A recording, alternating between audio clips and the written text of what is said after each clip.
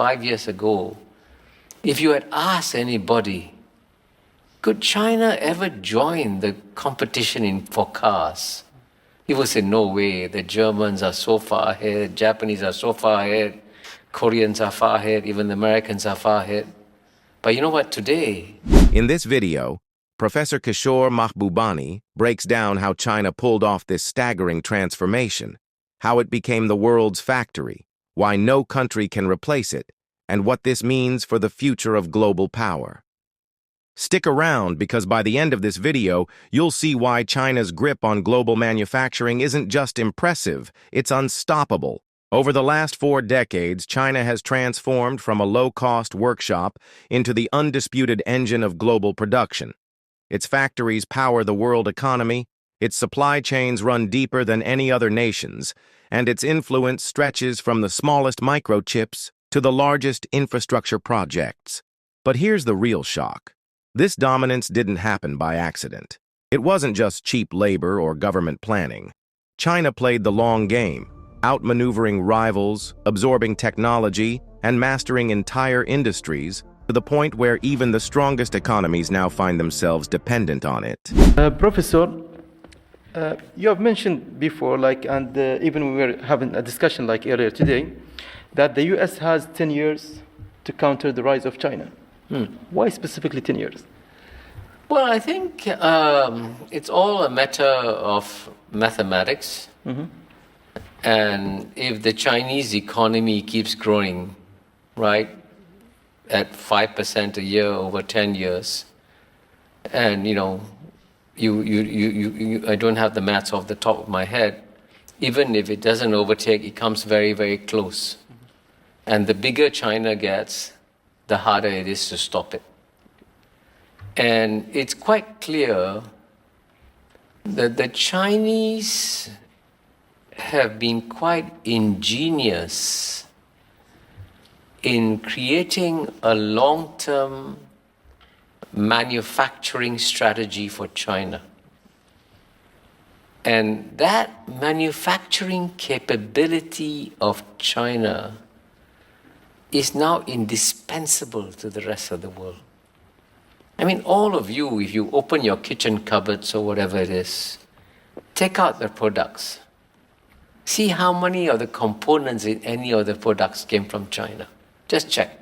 You'll be amazed. This is not by accident.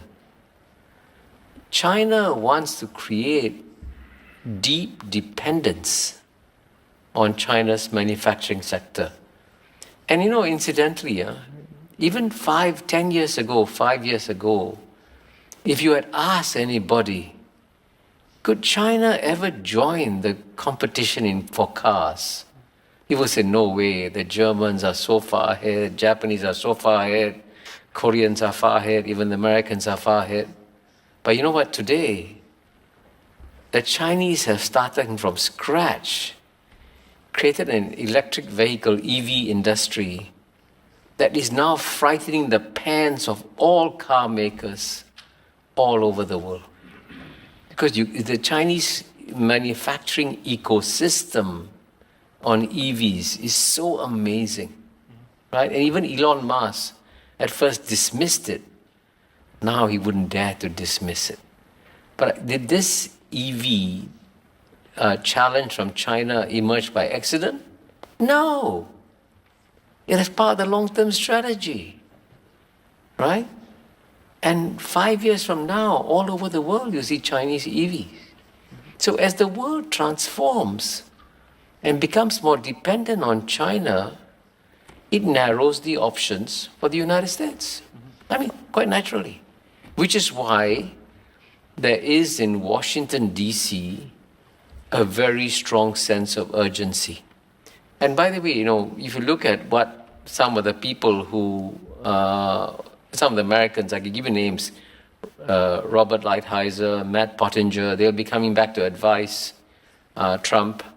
They are the ones who are saying, hurry up, we've got to act fast. So the sense of urgency in Washington, D.C. is very real. What should the United States do? It was given by George Kennan in the remark I quoted earlier in 1949, where he said at the end of the day, the outcome of the contest will depend on which country's domestic society is stronger. And here, the challenge for the United States today, sadly, is that it has become a deeply divided society, right? And in my book, as you know, Has China Won, in chapter 7, I provide lots of empirical data, but taken from American scholars, by the way. You know, people like Paul Volcker, former head of the Fed, Joe Stiglitz, the Nobel laureate, or Martin Wolf of Financial Times. They've all given data to show how United States has essentially become a plutocracy. What is a plutocracy? A plutocracy is a society where public policy decisions are made not to benefit the majority at the bottom, but the top 1%, 2%. That's what and by the way, this whatever I'm saying is not original from me. American scholars have saying all this. I'm just repeating what American scholars are saying. And the reason why it looks as though Trump is going to get elected is that the bottom 50% in America, the data shows this, haven't seen an improvement in their standard of living for 30, 40 years. In fact, the American middle class has diminished, significantly. So, therefore, if the United States wants to win the contest against China, it should rebuild the strength of its domestic society. That should be its priority. Because at the end of the day, you know, like in any athletic contest, right? You're better off trying to win by running faster rather than trying to kneecap your opponent. And that should be the best thing that United States can do. So, but changing United States society and taking care of plutocracy is going to be a major challenge. And that has to be the answer of the United States.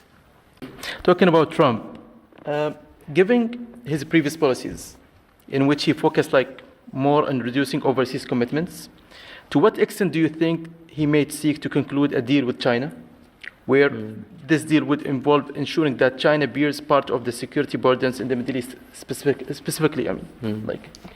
Well, I think I think the important thing to tell you about Trump is that anything is possible. I mean, for example, to use another example, let me go switch for 1 second to Ukraine. Trump could either say, I'm going to go all the way, I'm going to defeat Putin. Then you pump up resources and, go full scale ahead into Ukraine. Or he could do the exact opposite. He could say, this war is of no interest to me. Let the Europeans fight in this war. I'm walking away. I want to make, and his slogan is MAGA, make America great again. So he's not interested in the Ukraine war. And as you know, for some strange reason, he's got this particular dislike for Ukraine. I don't know why. It's a complicated story. And he has also got a strange dislike for the Europeans. And I asked an American friend of mine, why does he dislike the Europeans? And my friend gave me a very profound answer.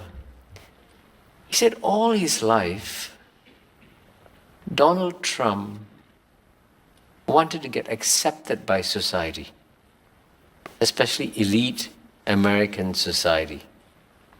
Even though he's very wealthy, he was never accepted. He was an outsider. So when you're an outsider, you develop this psychological, angst and anger. So he has this anger against the American establishment. And in some ways, the Europeans also personify, the old rich, the establishment. The Europeans look at him with disdain. So he said, okay, now I'll teach you who's boss. Right? So there is a very complicated relationship within Trump and the Europeans. So on Ukraine, he could do either thing. And similarly, on China, he could do either way. But I think on China, Donald Trump has bought the main thesis that the United States cannot allow China to become number one. So he might possibly make a deal, but I think the Chinese are not counting on it. The Chinese have to get ready for a more aggressive president. But again, having said that, the only thing you must know about Donald Trump is that he can do anything. Because when Donald Trump wakes up, actually he cannot predict what he's going to do in the rest of the day. He may change his mind in the course of the day. So what do you think? Drop your thoughts in the comments below. And don't forget to like, subscribe, and hit that bell so you don't miss the next part of this evolving story. See you in the next one.